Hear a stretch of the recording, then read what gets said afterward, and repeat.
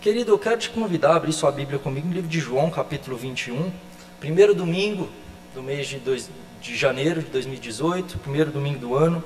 Gostaria de trabalhar com os irmãos nessa noite sobre o tema recomeço. Mais um ano começando e fazemos planos. Gostaria que a gente meditasse um pouco nesse texto, muito conhecido. João capítulo 21, leremos dos versos de 1 a 18, diz assim: Depois disso, tornou Jesus a manifestar-se aos discípulos junto ao mar de Tiberíades, e foi assim que ele se manifestou. Estavam juntos Simão Pedro, Tomé, chamado Dídimo, Natanael, que era de Caná da Galileia, os filhos de Zebedeu e mais 2 dos seus discípulos. Disse-lhe Simão Pedro: Vou pescar. Disseram-lhe os outros: Também nós vamos contigo. Saíram e entraram no barco, e naquela noite nada apanharam. Mas ao clarear da madrugada, estava Jesus na praia. Todavia os discípulos não reconheceram que era ele. Perguntou-lhe Jesus: Filhos, tendes aí alguma coisa de comer? Responderam-lhe: Não. Então lhes disse: Lançai a rede à direita do barco e achareis. Assim fizeram e já não podiam puxar a rede, tão grande era a quantidade de peixes. Aquele discípulo a quem Jesus amava disse a Pedro: É o Senhor. Simão Pedro, ouvindo que era o Senhor, cingiu-se com a sua veste, porque se havia despido, e lançou-se ao mar. Mas os outros discípulos vieram no barquinho puxando a rede com os peixes, porque não estavam distantes da terra, senão quase 200 côvados. Ao saltarem em terra, viram ali umas brasas e em cima peixes, e havia também pão. Disse-lhe Jesus: Trazei alguns dos peixes que acabaste de apanhar. Simão Pedro entrou no barco e arrastou a rede para a terra, cheia de 153 grandes peixes, e não obstante serem tantos, a rede não se rompeu. Disse-lhe Jesus: Vinde, comei. Nenhum dos discípulos ousava perguntar-lhe: Quem és tu? Porque sabiam que era o Senhor. Veio Jesus, tomou o pão e lhes deu, e de igual modo o peixe. E já era essa a terceira vez que Jesus se manifestava aos discípulos, depois de ressuscitado dentre os mortos. Depois de terem comido, perguntou Jesus a Simão Pedro: Simão, filho de João, amas-me mais do que estes outros? Ele respondeu: Sim, Senhor, tu sabes que te amo. Ele lhe disse: Apacenta os meus cordeiros. Tornou a perguntar-lhe pela segunda vez: Simão, filho de João, tu me amas? Ele lhe respondeu: Sim, Senhor, tu sabes que te amo. Disse-lhe Jesus: Pastorei as minhas ovelhas. Pela terceira vez Jesus lhe perguntou: Simão, filho de João, tu me amas? Pedro entristeceu-se por ele ter lhe dito pela terceira vez: Tu me amas? E respondeu-lhe: Senhor, tu sabes todas as coisas, tu sabes que eu te amo. Jesus lhe disse: Apacenta as minhas ovelhas.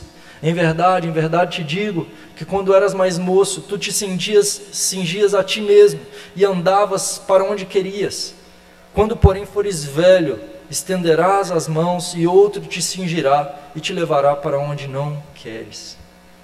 Queridos, a gente vem de São Paulo e tínhamos um acampamento que fazíamos todo ano lá com a igreja, mais voltado para os jovens. E nesses acampamentos voltados para os jovens, a gente tinha uma programação para eles que se chamava História Viva.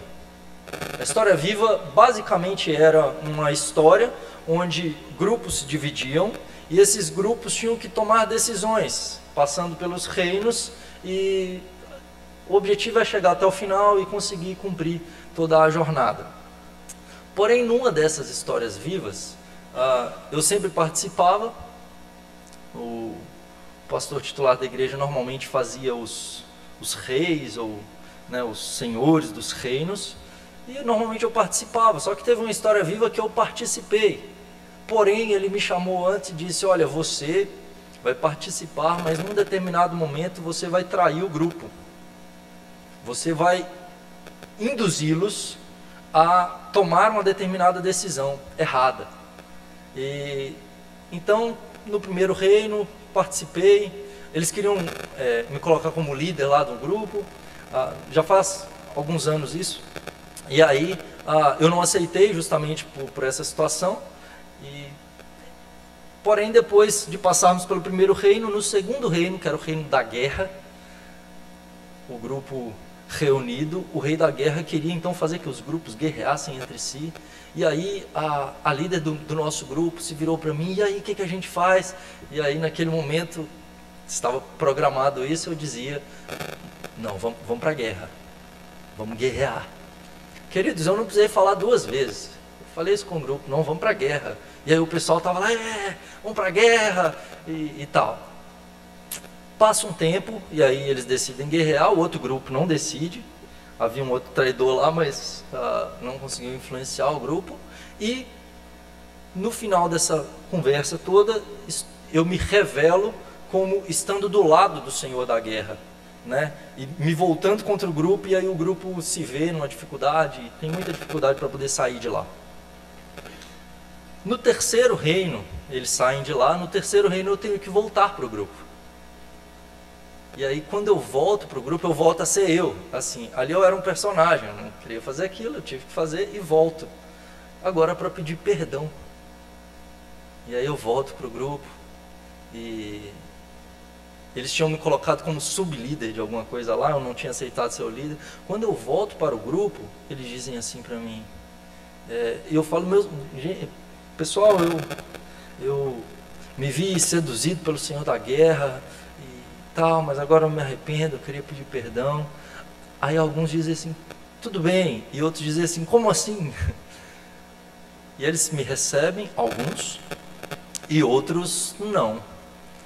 Mas todos, ao me receberem, disseram assim: se ele falar alguma coisa, não deem ouvidos. Se ele abrir a boca, ninguém ouve ele, tá bom? E ali eu descobri, queridos, o que é um líder errar. Mesmo que sendo na ficção, né? Mas como fui tratado depois no arrependimento, na restauração. Pedro passa por algo um pouco parecido. Ele é um discípulo de Jesus, um dos principais entre os 12. E ele tem um grande erro, né? Talvez quase igual de Judas. Não igual, mas um erro muito grave também. E esse homem chega a uma situação muito difícil, quando chegamos aqui no capítulo 21 do livro de João. O contexto desse texto, queridos, para nós entendermos o capítulo 21, se encontra lá no capítulo 13 do livro de João, e em alguns outros evangelhos também relata o caso de quando Jesus diz que o pastor seria ferido e as ovelhas seriam dispersas. Jesus, ele cita a profecia de Zacarias capítulo 13. Ele diz: olha, o pastor será ferido e as ovelhas serão dispersas e o abandonarão. Só que Pedro olha para Jesus e diz: não vai ser assim não. Todos podem te abandonar, mas eu não. Ali Pedro já tem uma tripla negação. Ele nega a palavra de Deus, ele nega a palavra de Jesus, ele nega a profecia de Zacarias, ele nega a palavra de Jesus, e ele nega os seus companheiros discípulos, porque ele diz que amava Jesus mais do que eles. Ainda que todos estes outros te neguem e te abandonem, eu nunca te abandonarei. Então Pedro, diante disso, de ter dito isso para Jesus, se encontra agora aqui no capítulo 21, quebrado. Outra coisa que a gente percebe é o local onde eles estão pescando e onde Jesus está à beira-mar, o mar de Tiberíades. O mar de Tiberíades, segundo o texto de João capítulo 6, verso 1, diz que o mar de Tiberíades é o mar da Galileia. E o mar da Galileia, na beira do mar da Galileia, nesse mesmo local onde Jesus se encontra, foi muito próximo dali que Jesus multiplicou pães e peixes e alimentou 5.000 pessoas. Junto ao mar da Galileia é quando Pedro e André lançavam as redes e são chamados pelo Senhor Jesus para serem pescadores de homens. É quando, numa mesma situação, depois de uma pesca que não deu certo, Jesus manda que eles lancem a rede do outro lado. E Pedro questiona e fala: Senhor, pescador há tantos anos, tudo bem que o senhor é filho de carpinteiro, né? Ou pedreiro, pela raiz da palavra. O senhor não entende muito de pescaria, mas sob a tua palavra nós faremos. E eles têm uma pesca maravilhosa. E Pedro disse: retira-te de mim, eu sou pecador. E à beira daquele mar, Marcos capítulo 3, verso 7, diz que na beira daquele mar Jesus curou muitas pessoas. E Pedro, em todos esses momentos, estava junto com o Senhor Jesus. Então nós temos esse pano de fundo para lermos o capítulo 21 do livro de João. Entrando no texto, então, falando um pouco sobre a questão do recomeço, eu gostaria de abordar três pontos aqui. O primeiro deles, o fracasso. Dos versos 1 até o verso 5, vemos um homem querendo voltar a pescar, né? Pedro, ele está frustrado, ele traiu Jesus. Pedro, ele disse ao Senhor Jesus que jamais o abandonaria. Talvez ele tinha uma estima muito alta sobre si mesmo, sobre quem ele era e sobre o que ele poderia ser para o Senhor Jesus e o que ele poderia oferecer e como ele poderia ajudar o Senhor Jesus no seu reino. Provavelmente ele também queria ser um dos maiores, assim como João, assim como Tiago, que queriam sentar um à direita e outro à esquerda. Pedro estava ali junto, no top 3 dos 12. Ele falhou terrivelmente. Ele negou o Senhor Jesus. Pior do que isso, Jesus já havia dito para ele que ele o negaria. Ele diz: Pedro, Satanás quis destruir você diante do Pai, mas eu roguei por ti. E Pedro descobre algo ainda, que se Jesus não tivesse rogado por ele, ele teria se perdido como Judas. E ele diz: olha, eu só não estou perdido por causa de Jesus, nem é porque eu sou bom não. Eu não tenho condição de poder fazer isso. Talvez isso passou pela mente dele. E aí ele diz: vou pescar. Vou fazer pelo menos a única coisa que eu sei direito. Vou voltar às redes, porque pregar a palavra do Senhor, porque junto com o Senhor eu falhei terrivelmente. Eu não mereço. E aí eles navegam. Eu não sei quantos aqui já pescaram, eu nunca pesquei. Meu sogro gosta de pescar. E aí, sempre que eu falo de pescar, eu pergunto algumas coisas. E aí, ele comentando que de madrugada para pescar é melhor. Pesca peixes maiores às vezes. E em alto mar. Então Pedro e outros 6 junto com ele, segundo o texto, né? Cerca de 7 discípulos aí. Pedro, Tomé, chamado Dídimo, ou gêmeo, Natanael, os filhos de Zebedeu, então João e Tiago, e outros 2 discípulos vão com Pedro pescar. E eles vão até o alto mar com o objetivo de pescar e voltam sem pescar nada. Você já imaginou como é que Pedro está se sentindo? Falando: eu vou pescar para poder desestressar, entendeu? Estou precisando esquecer. Nossa, eu fracassei. Vou pescar para me divertir, talvez, ou né, para poder levantar um recurso para o meu próprio sustento. Ou vou voltar à vida de pescador porque eu não tenho condição de ser um apóstolo. E ele não conseguiu pescar nenhum peixe. Nenhum peixe. Eles voltam, diz o versículo 4, que é o clarear da madrugada. Clareou, e eles olharam assim: não pescamos nada. Eles estão decepcionadíssimos. No que eles voltam, eles chegam e Jesus está na beira do mar. Cerca de 90 metros, diz o texto, 200 côvados. Cerca de 90 metros de distância, então é próximo. Jesus grita assim e fala: ô, vocês têm alguma coisa para comer aí? Queridos, Jesus Cristo é o Deus Todo-Poderoso. A Bíblia diz que Ele sabe o que se passa no coração dos homens. Jesus sabe que eles não pescaram nada aquele dia. Jesus tem todo poder e, como Deus que é verdadeiro Deus, Ele também é onisciente. Ele sabe o que se passa. Mas ele pergunta, ele diz: vocês têm alguma coisa aí para comer? E Pedro tem que responder: não pescamos nada. Fracassei de novo, terrivelmente. Jesus confronta o fracasso, confronta aqueles homens e faz com que eles admitam o seu fracasso. O reconhecimento de que eles falharam, de que eles não conseguiram. Queridos, na jornada cristã, na vida com Deus, o recomeçar parte de um primeiro passo, reconhecer que a gente não pode. Começa do reconhecimento do nosso fracasso. Na história, e aí não falando da questão espiritual, mas homens que fracassaram e diante disso vieram a ter uma transformação nas suas carreiras. Conta a história de alguns homens. Por exemplo, o Walt Disney, ele foi despedido por um editor de um jornal porque ele não tinha muitas ideias. E depois de fracassar nesse jornal, esse homem chega a criar tudo que conhecemos, né, sobre desenhos animados, enfim, né, todo o mundo, o Disney World aí, depois de um grande fracasso, né. Thomas Alva Edison, o professor disse que ele era muito estúpido para aprender qualquer coisa.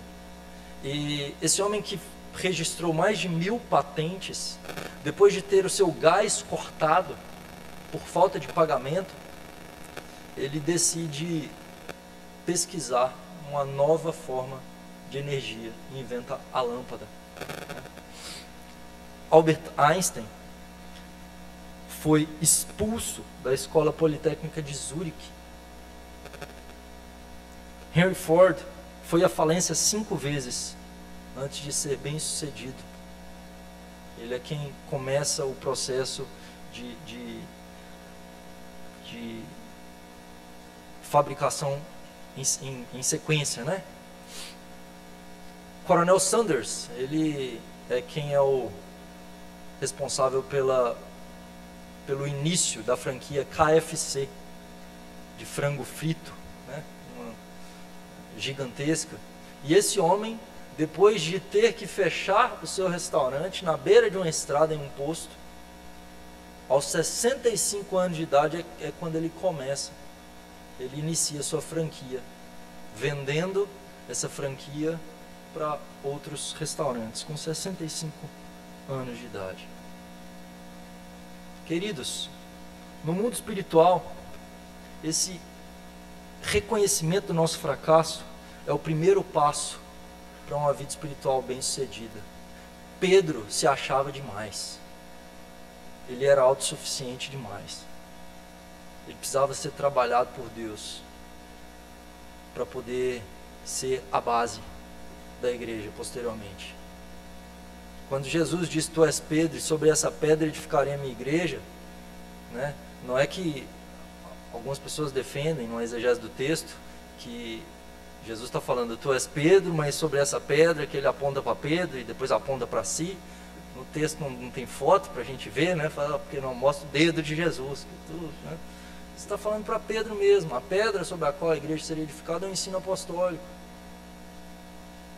Jesus é a pedra angular, mas o fundamento da igreja é o ensino apostólico. E Pedro é levantado por Deus como um líder da igreja. Ele estava sendo trabalhado por Deus. Muitas vezes, queridos, nós fracassamos. Muitas vezes nós não conseguimos. E de fato, na força do nosso braço nós não podemos. Talvez o ano de 2017 foi um ano difícil para você. Talvez um ano de enfermidades. Talvez um ano de crise financeira, de crise no lar. Eu gostaria de falar que Deus é especialista em transformar fracassos em triunfo. Deus é especialista em transformar histórias destruídas em uma história de redenção, em uma história de vitória por meio de Cristo Jesus. É quando tiramos os nossos olhos de nós mesmos e da nossa força e voltamos os nossos olhos para o Senhor. Na sequência, nós vemos, depois do fracasso, o ambiente. há todo um ambiente criado para a restauração. Por quê? Quando Pedro é chamado pelo Senhor Jesus, é o mesmo caso. Pedro volta de uma pesca fracassada. Nessa pesca, ele ficou a noite toda tentando pescar e ele não conseguiu pescar nada. E ele volta e na beirada da praia o Senhor Jesus se dirige a ele e diz: Pedro, lança a rede. E Pedro, naquele momento cheio de si, diz: Senhor, eu sei o que eu estou fazendo. Aqui na beirada da praia não passa peixe. Aqui não se pesca, em alto mar. O mar hoje não está para peixe, diz ele para o Senhor do Universo, o Deus que criou todos os cardumes. Mas sobre a tua palavra, eu vou lançar. E ele lança e os peixes enchem 2 barcos. Pedro passa por isso de novo. O Senhor Jesus cria um déjà vu, sabe? Déjà vu? Déjà vu é quando você fala: rapaz, já passei por isso. Pedro está vendo tudo isso nesse momento. Pedro passa por não é um déjà vu. Na verdade, ele está revivendo algumas coisas que o Senhor Jesus está trabalhando no coração dele. Ele está relembrando de algo.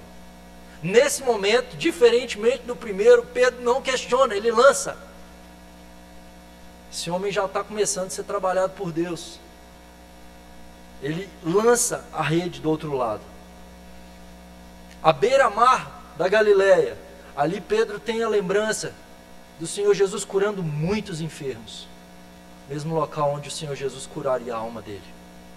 Naquele lugar, ele tem a lembrança de Jesus Cristo multiplicando pães e peixes. E quando ele chega lá, ele vê peixes e pães postos para alimentá-lo, matar a sua fome depois de toda uma noite fracassada e para poder alimentar também a sua alma. Jesus Cristo tem o propósito de curar a alma de Pedro. E uma terceira coisa do ambiente que o Senhor Jesus cria para poder curar Pedro é que há uma fogueira posta ali. E foi diante de uma fogueira que Pedro nega Jesus por 3 vezes. Diante de uma fogueira, Pedro tem a oportunidade de ser curado pelo Mestre. Em um mesmo ambiente, criado pelo Senhor Deus. Se Deus precisar, Ele vai mover os céus e a terra para poder transformar a minha e a sua história. O livro de Gênesis, na sequência ali da segunda parte do livro de Gênesis, você pode ver que há uma ênfase muito grande na história de José.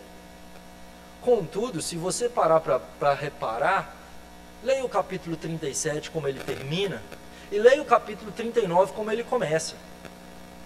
O capítulo 38 parece que está fora de propósito, porque o capítulo 38 vai tratar sobre a história de Judá e de Tamar, e o 37 e o 39 está a continuidade da história de José.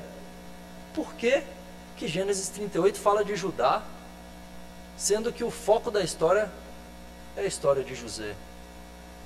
Queridos, mesmo caso que Deus opera de recomeço. Lá atrás, quem dá a ideia de vender José como escravo ao Egito foi Judá. Muitos talvez conheçam a história de José. José é vendido pelos seus irmãos como escravo ao Egito.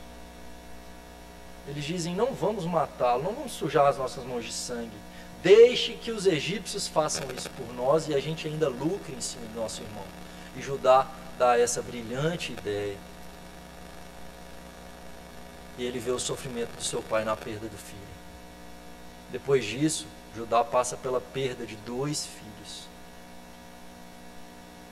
Posteriormente, acontece todos os desígnios de Deus no decorrer da história. José é colocado como segundo depois de Faraó, e agora seus 10 irmãos estão diante dele pedindo comida. Ele já tem 37 anos de idade, seus irmãos não o reconhecem, e aí ele pergunta para eles: vocês têm algum irmão? Eles passaram 20 anos, pelo menos, E aí eles dizem, temos um mais novo. E aí José talvez pensa, coitado, está sofrendo na mão desses. E aí então José coloca o dinheiro de volta nas bolsas deles e dizem, olha, não voltem aqui sem trazer o irmão de vocês, para vocês me provarem que vocês não são espiões. Eles vão, passam um tempo, acaba a comida. Quando eles voltam, eles têm que levar Benjamim. Quando eles voltam, Jacó não queria deixar que Benjamim fosse, e Judá diz, pai, eu me responsabilizo por ele. Eu já perdi 2 filhos.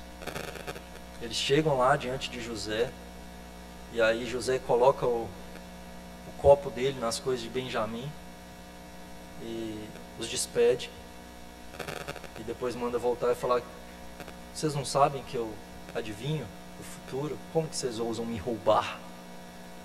E aí eles dizem, nós não te roubamos, jamais faríamos isso. Se te roubarmos, nós ficaremos como escravos aqui. José diz, não, só quem roubou. E aí descobrem que o copo de José está nas coisas de Benjamim. Benjamim ficaria como escravo no Egito. Sabe o déjà vu? De novo, os 10 irmãos podem deixar o filho favorito, o predileto, como escravo. Porém, diferentemente da primeira vez, Judá tem uma história de redenção. Judá diz, não. Nós temos um irmão que perdemos e o nosso pai ficou profundamente triste.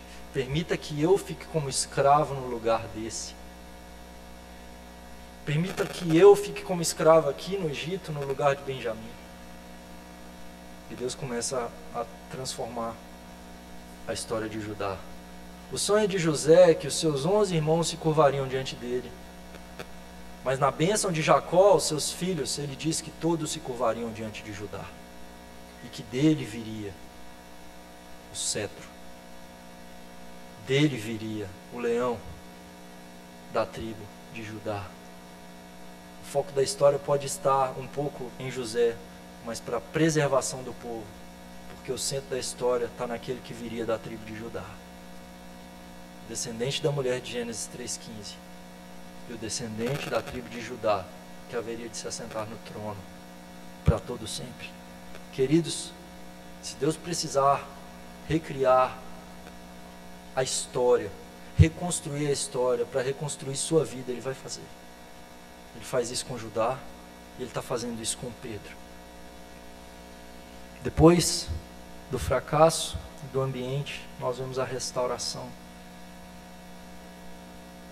Nos versos 15 em diante, diz assim, depois de terem comido, perguntou Jesus a Simão Pedro, Simão, filho de João, amas-me mais do que estes outros?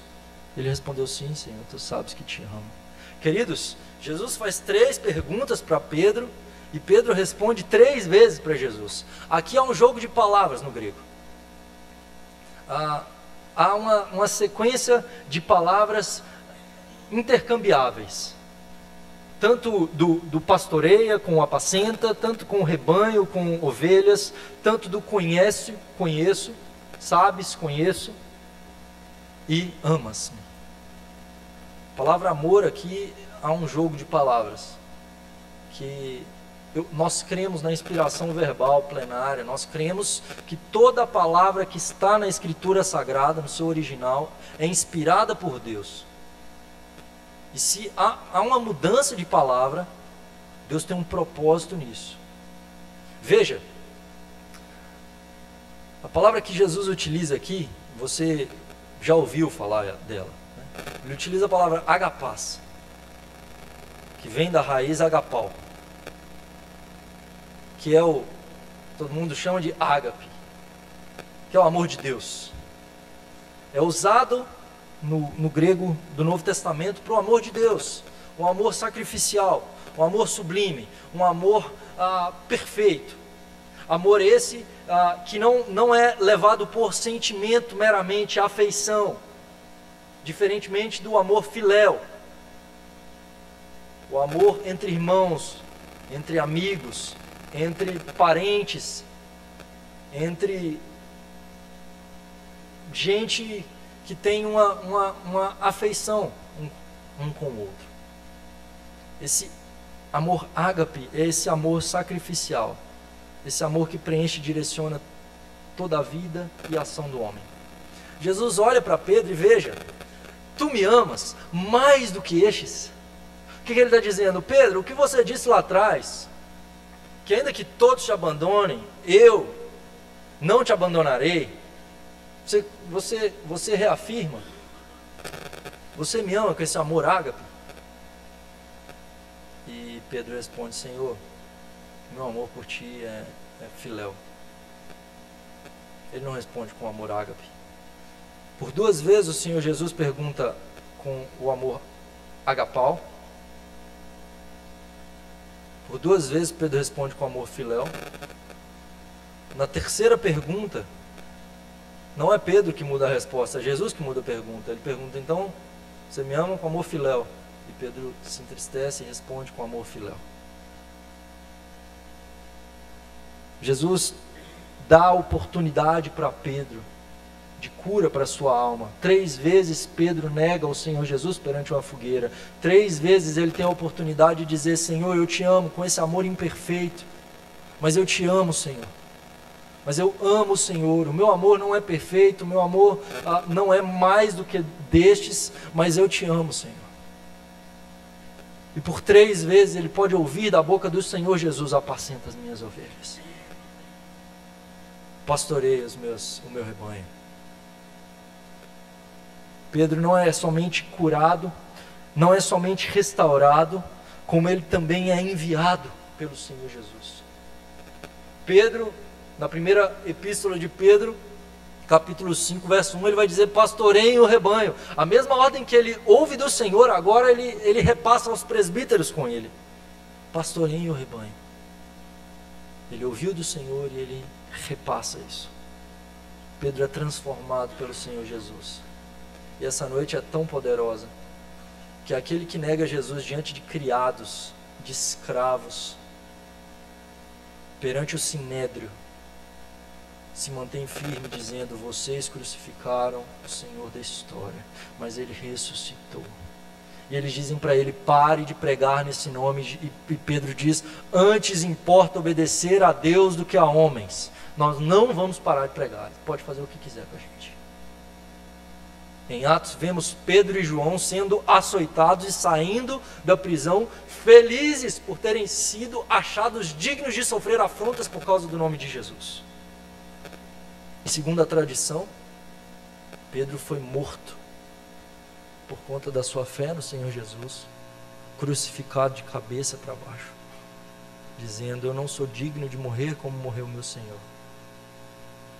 Aquele homem quebrado, por conta do seu pecado, por conta do seu fracasso, por perceber que não podia, foi um instrumento de Deus para pregar e na conversão de 3.000 e posteriormente 5.000 pessoas no início da igreja. Aquele que era um fracasso e dizia eu não tenho condição, foi aquele que morreu pelo Senhor Jesus e que foi exemplo para a igreja. Eu não sei qual que é a sua história, querido, mas eu sei que a gente não é diferente de Pedro, apesar de estigmatizarmos muito os personagens bíblicos. Eu e você não somos diferentes dele. Muitas vezes a gente acha que está no controle, muitas vezes a gente acha que tem muito a oferecer a Deus, até que a gente percebe que a gente não pode. É disso que se trata a primeira bem-aventurança do capítulo 5, verso 3 do livro de Mateus. Cenas dos capítulos que veremos a partir do mês de fevereiro, tá?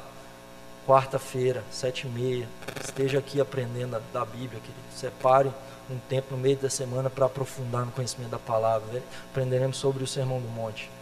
É disso que fala ali, o versículo 3, capítulo 5. Bem-aventurados os pobres em espírito, porque deles é o reino dos céus.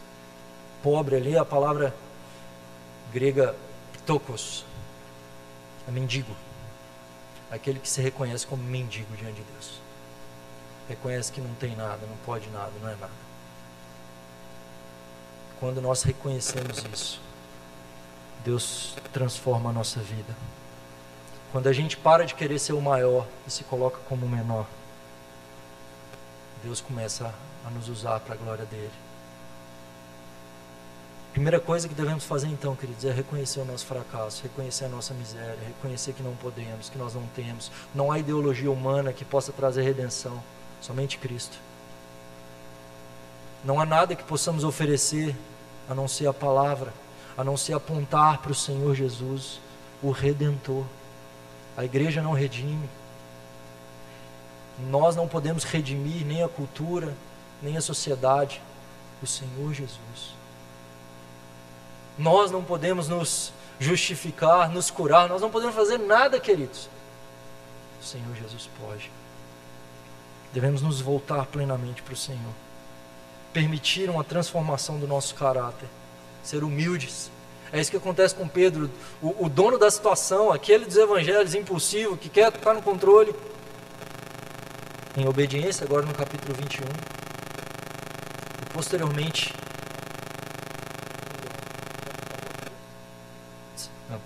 Posteriormente, ele, em obediência ao Senhor, é tremendamente usado por Deus.